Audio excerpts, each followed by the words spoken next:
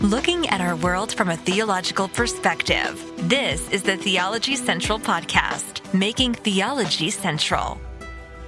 Okay, class, heads up, pencils down. All right, you need to turn in your quiz. You need to turn in your homework. Come on. Wait, you're not done yet? Well, what have you been doing today? Come on. You should be done with the quiz, right? You should be, you don't even know what I'm talking about. Go listen to the last live broadcast, right? We're kicking off a summer of, in the book of Proverbs, right? The summer of Proverbs. Well, maybe not an entire summer, about a month in Proverbs. And we kicked that off with kind of an introductory quiz. I know you're already working on it. So I'm ready for you to turning it. Okay. I know you're not done. I know you're done. But even though you're not done, I feel like I got to do a little bit more today than just simply say, hey, here's some questions kind of to serve as an introductory quiz to the book of Proverbs. I feel like I've got to do more than that. I feel like I need to do some kind of teaching, some kind of offering, maybe offering something more. So that's what I'm going to do. So I hope you're having a good day, but let me start this off appropriately. So go ahead. You can keep the quiz in front of you. Okay. I know some of you are like, wait a minute, I haven't even started. I know. Okay. It's okay. But good afternoon, everyone. It is Monday, May the 27th, 2024. It is currently 5:50 p.m. Central Time, and I am coming to you live from the Theology Central studio located right here in Abilene, Texas. So as I just mentioned, we are going to be spending a considerable amount of time in the book of Proverbs over the next 30 days. Your task is very simple so far. Download the Sermons 2.0 app. Start looking up random sermons in the book of Proverbs, right? You can do so by just typing in Proverbs and just choosing whatever shows up. You can type in Proverbs chapter 1. You can type in key phrases from however you want to search. Just start finding random sermons on the book of Proverbs and start listening, and make sure you write down the name of the sermon and the church and the speaker, and then at least a one sentence summary of what the sermon was about. So I don't know if you've started that yet, but yes, that's one of your first assignments. And then I gave you a quiz. And that quiz kind of served as an introduction to the book of Proverbs, because in Proverbs chapter 1, verse 1, we read these words. Proverbs chapter 1, verse 1. Are you ready? We read these words. The Proverbs of Solomon. The Proverbs of Solomon, the son of David, king of Israel. The Proverbs of Solomon. And the question that I gave everyone, the very first question I gave everyone earlier today was this: why Solomon? Why Solomon? I think every good Bible student, I think anyone who cares at all about reading scripture and asking very important questions, and a good Bible student is those who ask good questions.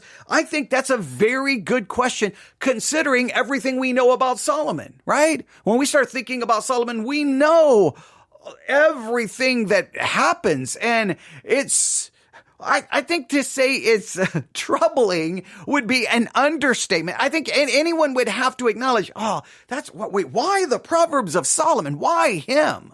So I gave you that question. Why? And then I gave you a lot of questions so that you could start working on trying to gather some background information about Solomon. And one of those questions that I gave everyone to consider and to work on was this. All right. Are you ready? It was this question. I told everyone, what advice did David give Solomon? What advice did David give Solomon? And remember, the answer was in 1 Kings chapter 2. 1 Kings chapter 2.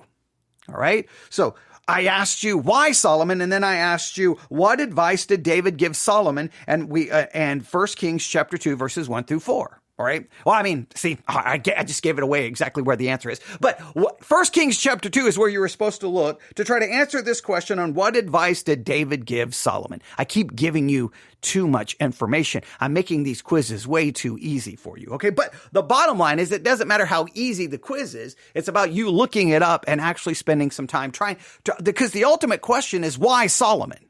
But then when we start doing this introductory quiz, really, then what advice did David give Solomon? I think, starts us right here kind of from an early part in the story, and you can start gathering some information. So what I thought I would do this late afternoon, early evening, is I would open my Bible to 1 Kings chapter 2. 1 Kings chapter 2, and I'm going to do a little bit of the work for you, right? I know it's a holiday, right? Memorial Day. So some of you may not really want to be doing a quiz. So I'm going to do some of the work for you. Well, I'm working on the quiz myself. Okay. So what advice did David give Solomon, right? I'm just going to look at it. Let's look at 1 Kings chapter 2 and see what we discover. Are you ready? 1 Kings chapter 2, verse 1. 1 Kings chapter 2, verse 1, we read these words. Now the days of David drew near that he should die. So we're reaching the end point for David. David is reaching the end of his life. He is drawing near to his death. So here's David drawing near to his death. And of course, we could always ask that question, what would we want to say? Right as we were getting ready to die, what would we want? Advice would we want to leave? What would we want to tell people? If we could, if we had 5 minutes, 10 minutes to speak, and we knew that this was it. This is the last words you're going to be able to leave everyone. What would you want to say? Now, I don't know if there's value in that exercise, but it's hard not to at least ask that question to ourselves when we read this text. Let me read it to you again. Now, the days of David drew near that he should die, and he charged Solomon, his son, saying. All right, so what advice did David give Solomon? Well, we're about to find out. Here we go. David is about to die. He charged Solomon, his son, saying. Are you ready? Are you ready? You may want to write this down because I'm literally helping you with the second question in the quiz. Now, the ultimate question is why Solomon? But here we go. This is what David says. I go the way of all the earth. I go the way of all the earth, not just up there. I go the way of all the earth. I think we can. Maybe you just read past that quickly, but I think that's kind of an important thing to tell people who are left behind. Look, what's happening to me is not unusual. All right. I mean, every single day people die. It's staggering how many people die every single day. Just look up the statistics of how many people die daily. Look up the statistics of how many people die hourly. Look at the statistics of how many people die every second. And then just sit there as you're going through your evening, going through your day, and you'll be like, well, this many people just died. This many people just died. This many people, on average, this many people just died. That's staggering to wrap your mind around. Because it happens literally around the clock, 24 hours a day, 7 days a week. People are dying literally around the clock, and we don't give it any thought. And then when death comes near to us, if it's someone we love, or if we're reaching the end of our life, it's so traumatic and shocking, and like it's almost as if this is the first time anyone has ever died. It now becomes the most traumatic thing ever, but literally it's the most common thing. I mean, maybe not the most, but it is one of the most common things is people dying, people being born, people dying, people being born, people dying, people being born, people dying. So in a roundabout way, David is reaching the end of his life, and now he tells his son, he charged his son saying, I go the way of all the earth. I go the way of all the earth. How significant is it for us to remember that everyone is going to die? Everyone. If you have a spouse, if you have kids, if you have whoever is in your life, they are going to die.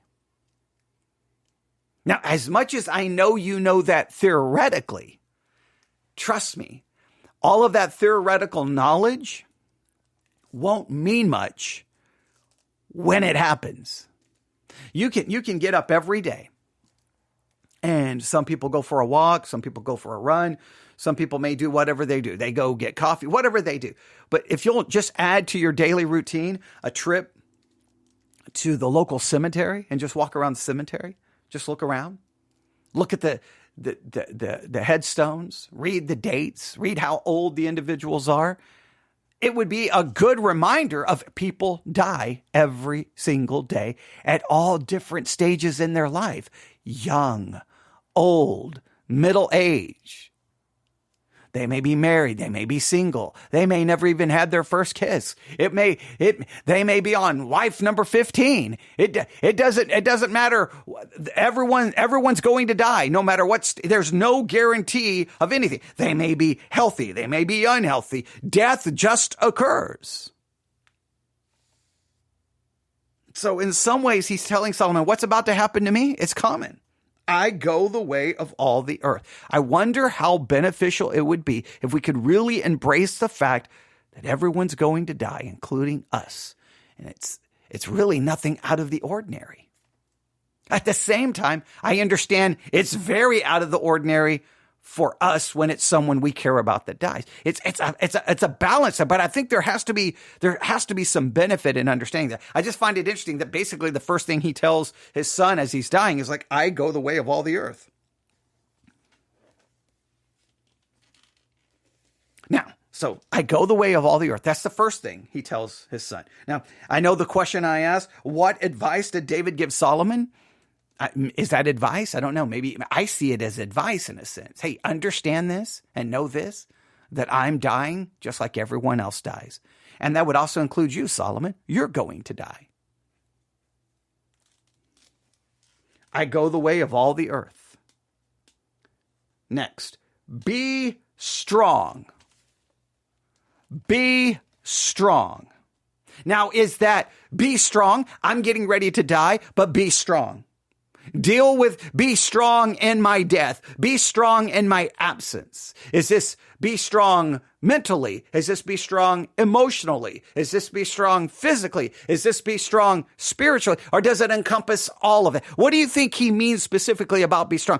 To me, it feels like if I'm just reading this and this is just pure the top of my head, it's almost like, hey, I'm about to go the way of all the earth. I'm about to die. Be strong. Be strong in the face of this reality. I think there's something to that.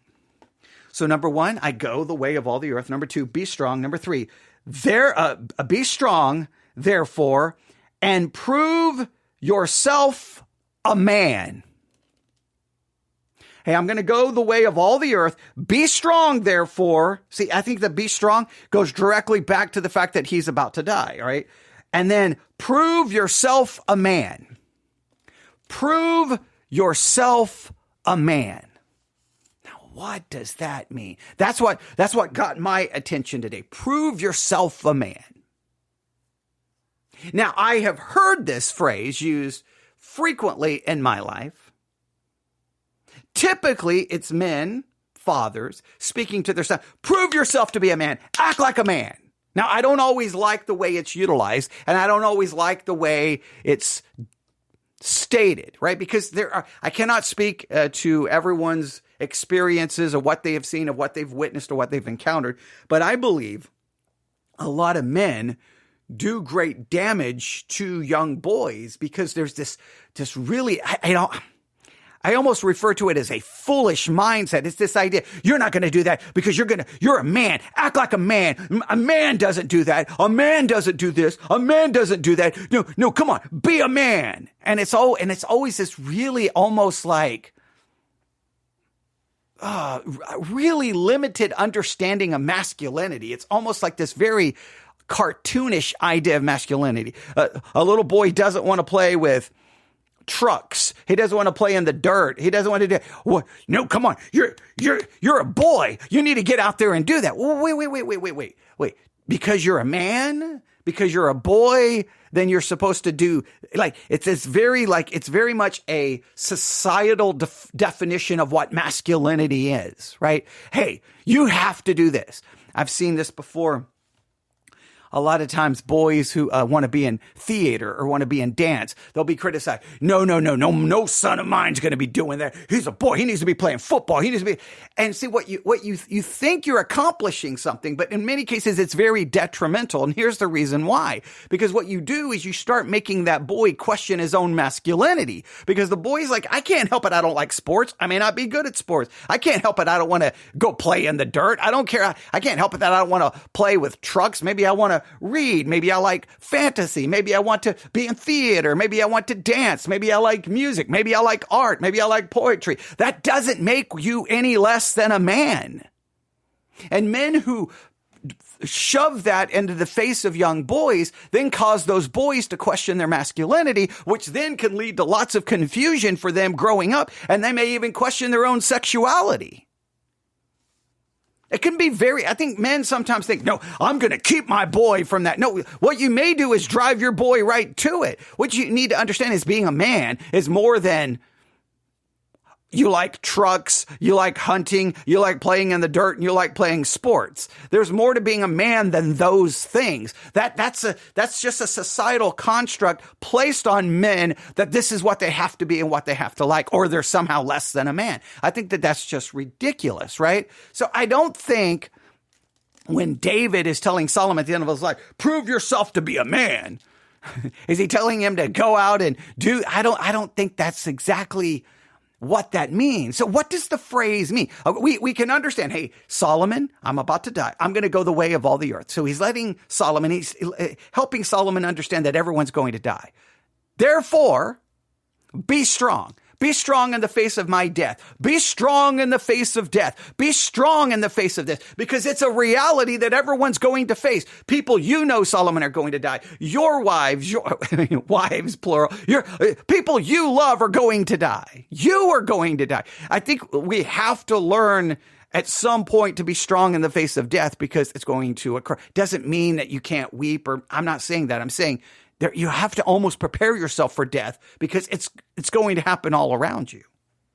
But then he says, be strong. Or then he says, therefore, prove yourself a man. What does that mean? So I started working on the phrase, prove yourself a man, trying to see if I could get some idea of what this is referencing. So I started looking up different sources, seeing if I could get something. The best, I'm not saying this is the best I could find, because this is a limited search, but you may want to do I haven't looked on the Sermons 2.0 app. You may want to do a search for prove yourself a man and see what you get.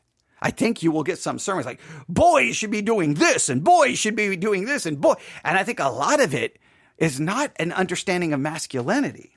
But according to one source, the phrase prove yourself a man from 1 Kings 2:2 can be translated in various ways to capture the essence of the original Hebrew text. Here are some alternative translations and interpretations. Show yourself to be a man. This translation emphasizes the idea that Solomon is being called to demonstrate qualities traditionally associated with manhood, such as strength, wisdom, and responsibility. So to show yourself to be a man, according to this source, these ideas of masculinity are more associated with strength, wisdom, and responsibility. Strength, wisdom, and responsibility.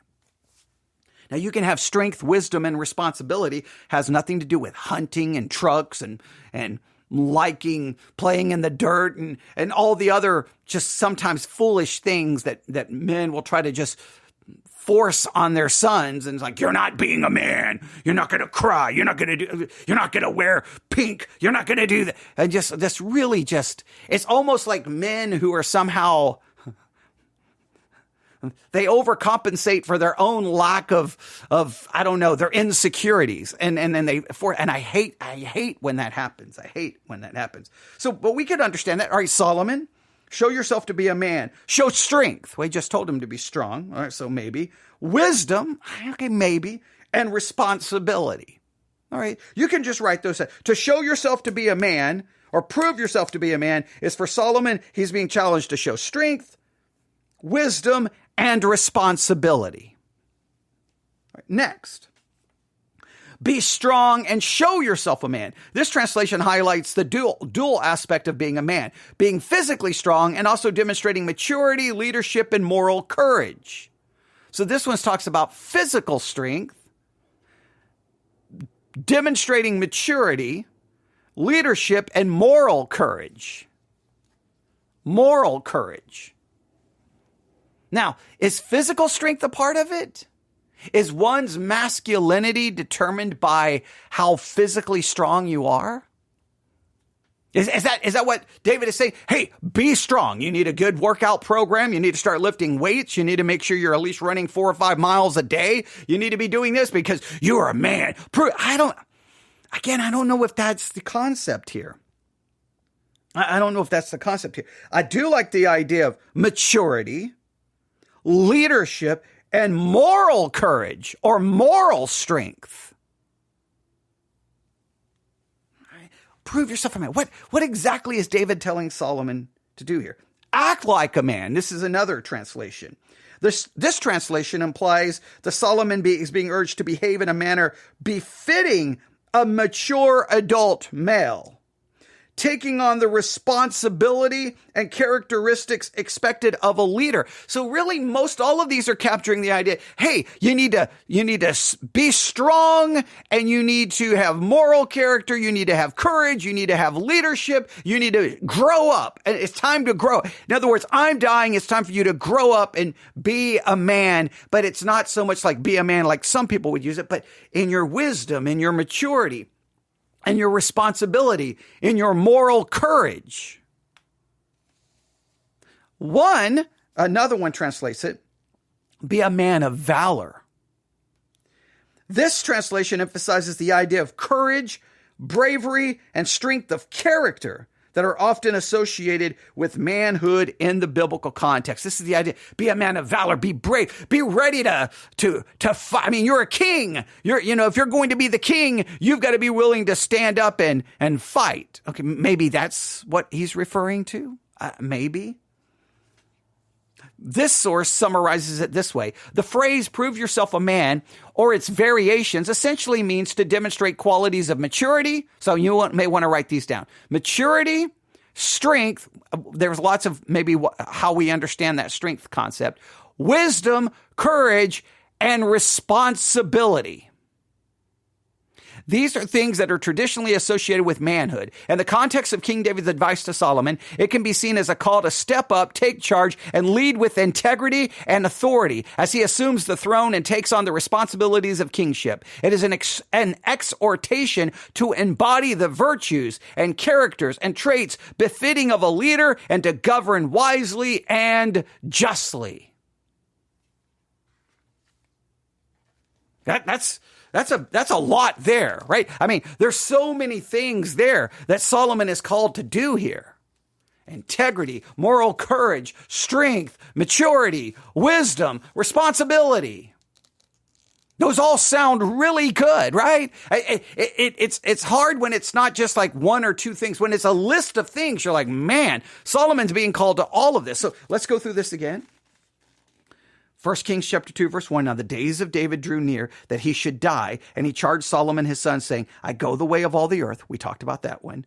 Be strong. We talked about that one. Be strong, therefore, and prove yourself a man.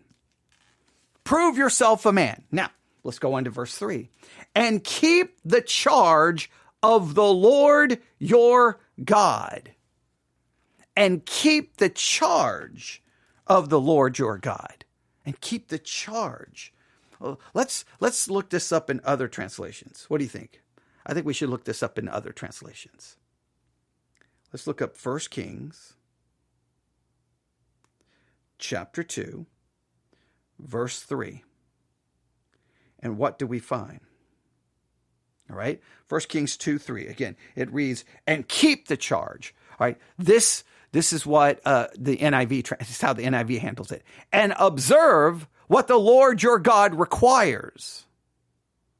The New Living Translation, observe the requirements of the Lord your God and follow all his ways. The ESV, and keep the charge of the Lord your God, walking in his ways. The Berean Standard, and keep the charge of the Lord. So keep the charge is how others say observe. Others say keep the charge. Keep the charge, keep the charge. Do the duty, keep the charge, and shall keep the responsibility, keep the charge of the Lord. That is fulfill your obligation. So keep the charge, or some will say observe, but it means to pay attention. Let's just read the whole thing in its context, right? I want to break these down, and you can break them down. I don't want to do all the work for you. And keep the charge of the Lord your God. I think this is pay attention. Observe. I think that makes sense. And what are you observing? To do this, to walk in his ways, to keep his statutes, his commandments, his judgments, his testimonies, as is written in the law of Moses, that you may, and we'll stop right there. All right, so now this starts building up a lot right here, right? This gives us why Solomon. This becomes really almost problematic to that original question. And what advice did David give Solomon? He gave him a lot, right? And there's a lot here to unpack. So David is about to die. And the first thing he says is, hey, Solomon, I go the way of all the earth. I'm going to die. Death is not uncommon. Everyone's going to die. You're going to die. He really kind of starts with the reality of death. Don't forget the reality of death. Understand people are going to die. All right? Be strong then. Hey, in the face of this reality of death, be strong, therefore, and then prove yourself to be a man. In the face of the reality of death, it's time for you to step up. It's time for you to take on responsibility. It's time for you to exercise wisdom and maturity and leadership. It's time for you to show moral courage. It's time for you to show valor. It's time for you to step up and accept this responsibility. Right? I'm going to die. Now you've got to step up. In a sense, it's almost like you've got to take on this responsibility now. But then I need you to keep charge. I need you to observe. I need you to pay attention to do the following thing. Why Solomon? This becomes really complicated here. Are you ready? Just watch this, all right? I need you to keep charge of the Lord your God. I need you to pay attention to the Lord your God. I need you to take heed to what he says. And here's what you need to do. Are you ready? To walk in his ways. You need to walk in the ways of God. In other words, hey, I'm going to die. You now to become a man and it's now up upon you, Solomon. You take the responsibility to observe what God has to say, and you need to walk in his ways. You need to walk in the ways of God. Wow, okay. You do understand the implications of trying to always walk in the ways of God. Hopefully you do. All right, but let's read the next one. Keep his statutes and keep his commandments and keep his judgments and keep his testimonies, as is written in the law of Moses. Basically, what he says is obey everything God has said. Obey all the different ways you can describe law, all the ways you can describe God's moral system. He uses all these different phrases. They may capture a little nuance here or there, but basically it is keep the law of God and walk in it. Walk according to it. Observe it and keep it. Know it and keep it. Observe it, pay attention to it and keep it. Know it and keep it. Know it and keep it. Do whatever it says. Now, here's the question.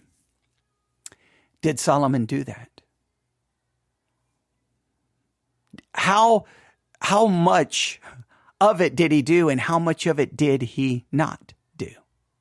Now, obviously, if we break one point of it, we're guilty of all of it. Okay, so we know he's guilty of all of it, right?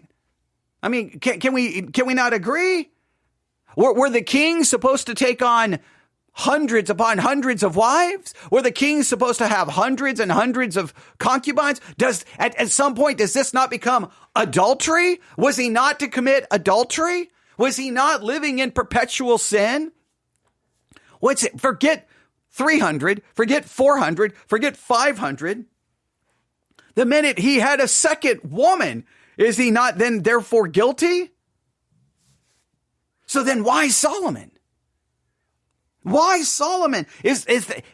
He's given this advice, but does he follow it? What I want you to consider is that when you're trying to figure out why Solomon, I want you to consider this advice, and I want you to just here's what I challenge you to do. Find scriptures in the story of Solomon's life, right? Look at the story of Solomon's life. You know, you could just look up some basic passages and just try to find examples of when he did keep God's law. He did keep the commandments. He did walk in his ways, and find all of the examples in the ways he did not. We know at the end, his heart is turned from the true God to idolatry. We know that.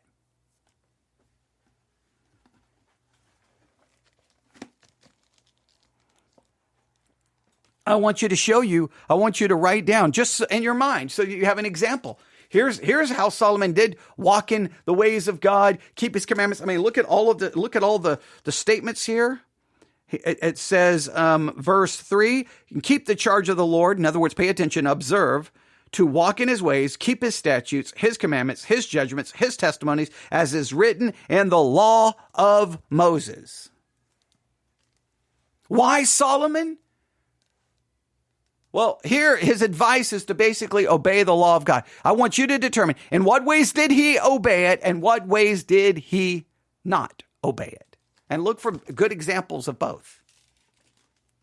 And then look what it says. That you may prosper in all that you do, and wherever you turn, that the Lord may fulfill his word which he spoke according to me, saying. All right, so hey, do all of this, and you are going to prosper in whatever you do. Now, here's the question.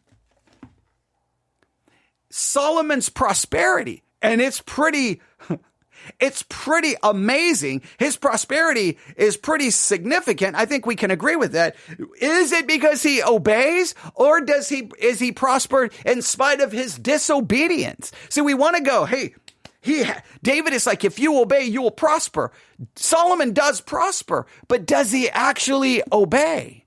I want us to try to determine exactly how much he obeys or how much he disobeys.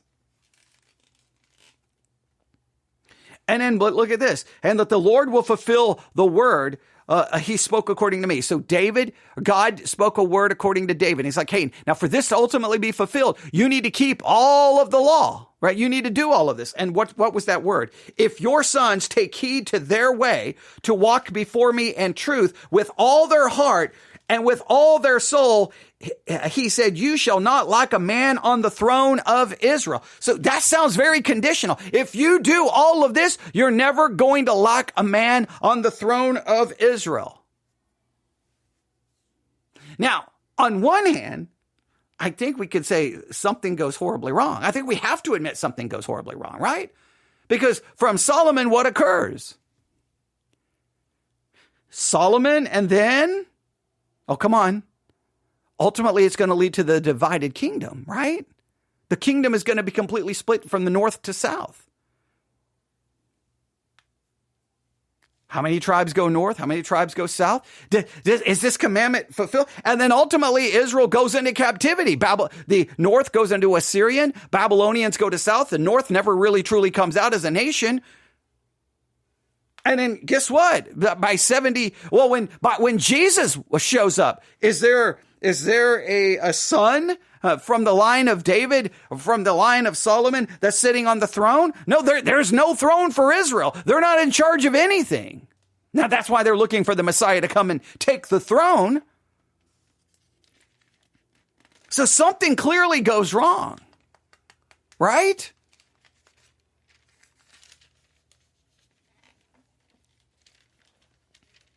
And I'll just stop right there. I could go on to verse 5, but I want us to consider those 4 verses. Let me read them to you again. So why Solomon? I still want you to process that. Why Solomon? Why are these the Proverbs of Solomon? Of all the people to write down words of wisdom, you got a man who I think in his life demonstrates a lack of it over and over and over and over and over. And ultimately his demise is not one of wisdom. So why Solomon? And then what advice did David give Solomon? Well, let me read it all now together. Here we go. 1 Kings chapter 2, verse 1. Now the days of David drew near that he should die. And he charged Solomon, his son, saying, I go the way of all the earth. I've given you what I think, how we should understand that. Be strong.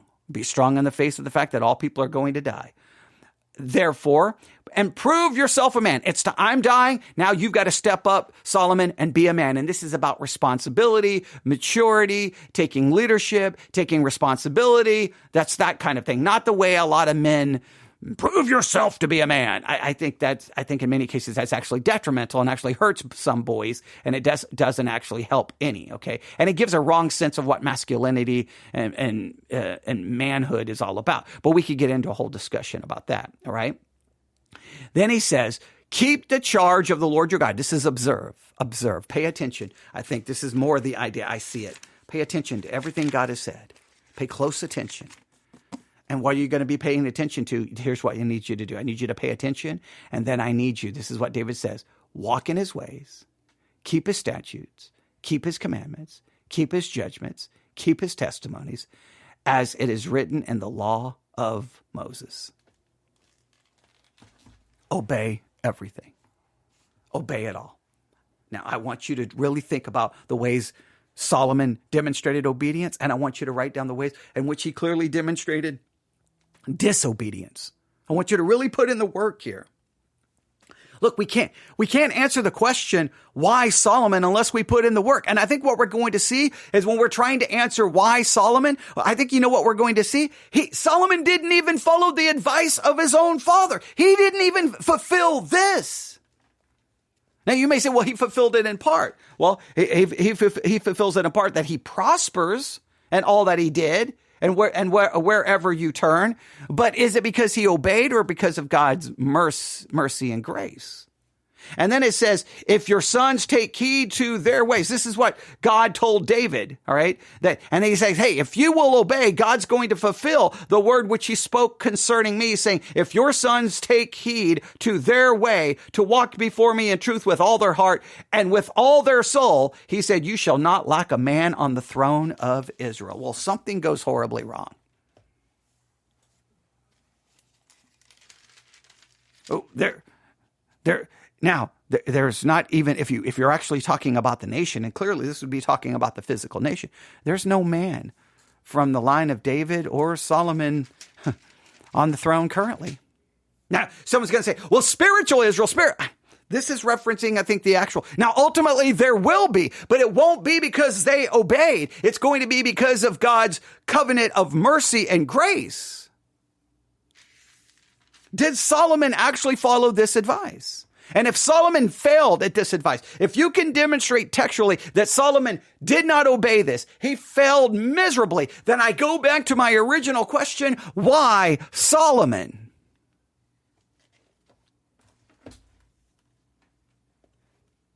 And there,